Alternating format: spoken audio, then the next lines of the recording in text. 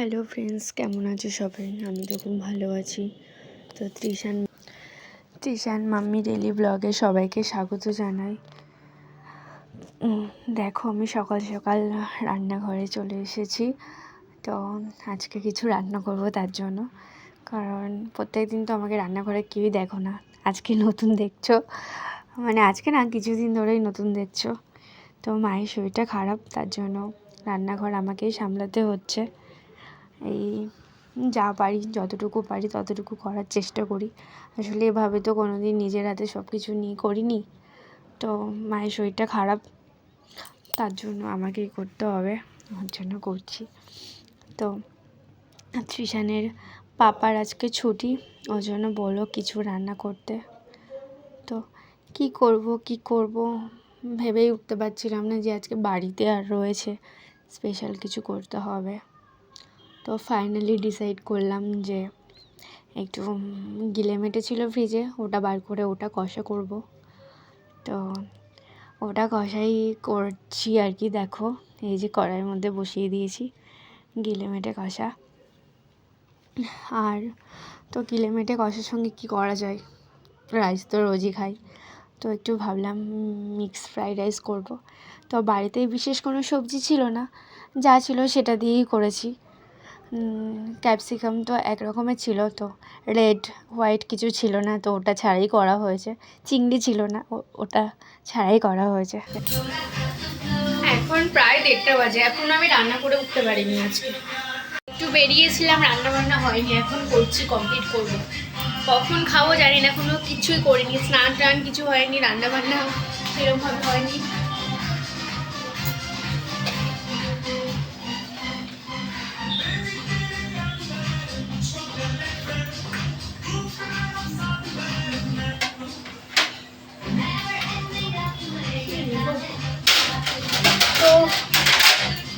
তো বরের ইচ্ছা হয়েছে মিক্স ফ্রাইড রাইস খাবে, আর তো সকালবেলায় ওই গিলে মেটে কষা করেছিলাম, ওটাই আর কি হবে। কিন্তু এখন আমি করে উঠতে পারিনি, কত বেজে গেছে, দেখি কখন কমপ্লিট করি।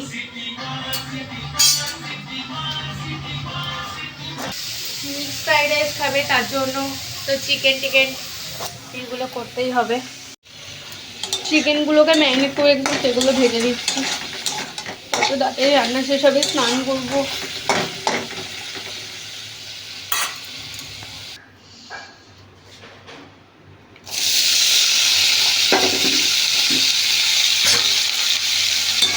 মিক্স ফ্রাইড রাইসে অনেক কিছুই লাগে, আমি শর্টকাটে যা যা ছিল ঘরে সেটা দিয়েই করে নিচ্ছি, শর্টকাট করবো একদম। দেখো, এটা আমি মিশিয়ে নেবো, এবার মিশিয়ে নিলেই হয়ে যাবে। আরও কিছু দেওয়ার বাকি আছে, লবণ, চিনি এসব দেবো, হয়ে যাবে। দেখো, আমার রান্না কমপ্লিট। এই যে এদিকে গিলে মেটে কষা, আর এদিকে মিক্স ফ্রাইড রাইস করেছি। হাতের কাছে যা পেয়েছি সেই সবজিগুলো দিয়েই, কিছু কিছু মিসিং ছিল, কিন্তু কিছু করার নেই, যেটা রয়েছে সেটা দিয়ে আমাকে করতে হবে, ওর জন্য সেইভাবেই করেছিলাম। কিন্তু গিলে মেটে কষাটা না দারুণ হয়েছিল। এই নিজের হাতে করলাম প্রথমবার সব কিছু, অন্য সময় মায়ের থেকে বলে নিই যে এটা কতটা দেবো, ওটা কতটা দেবো, এবার নিজেই করেছি। দেখো, আজকে একটু টাইম পেয়েছি, তার জন্য চুলগুলো আঁচড়ে নিচ্ছি, পুরো জট হয়ে আছে, কারণ রেগুলার আঁচড়াইনি, ওর জন্য।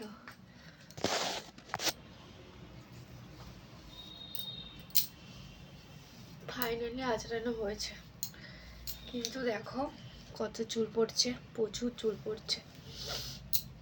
তো আমার কোনো ফ্রেন্ডস, মানে কেউ যদি জানো যে চুল পড়া কী করে বন্ধ করবো ন্যাচারালি উপায়ে, তাহলে আমাকে একটু বলো, জানিও, কারণ প্রচুর চুল ঝরে যাচ্ছে।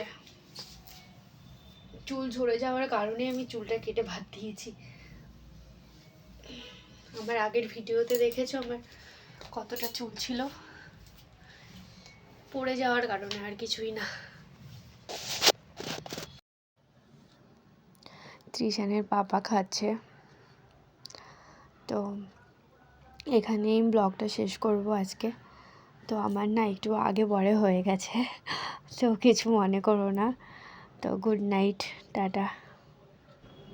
আজকের মতো ব্লগটা এখানেই শেষ করব। তো দেখো বিরিয়ানি খাওয়া হয়ে গেল দুজনেরই। তো সবাই ভালো থেকো, সুস্থ থেকো, সাবধানে থেকো। আর তৃষান মামি ডেলি ব্লগের সঙ্গে থেকো। Tata, good night.